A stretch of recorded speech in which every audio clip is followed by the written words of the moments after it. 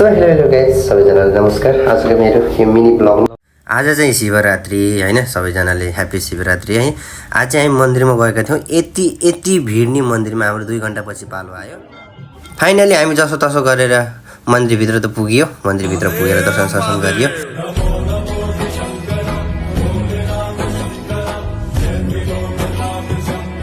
Finally अब हाम्रो मन्दिरको दर्शन पनि भयो। म चाहिँ लागे अब आश्रमतिर। बाहिर पनि एकदमै केही देखिन नसक्छ। सुन कुवाले शिवरात्रि भनेर फेरि माथि जाने मनाउला फेरि भोलि बिहान गाउँतिर फेरि एमाले जिन्दाबाद, एमाले मुजी मुर्दाबाद।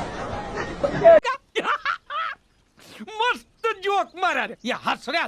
अब भरुङले पनि ब्लग बनाउन सिकिने अरे, त्यही भएर मसँग फोन खोसेर लगेर गएकी थिइन्। पनि भयो, साथसाथमा भगवानको दर्शन पनि भयो हैन।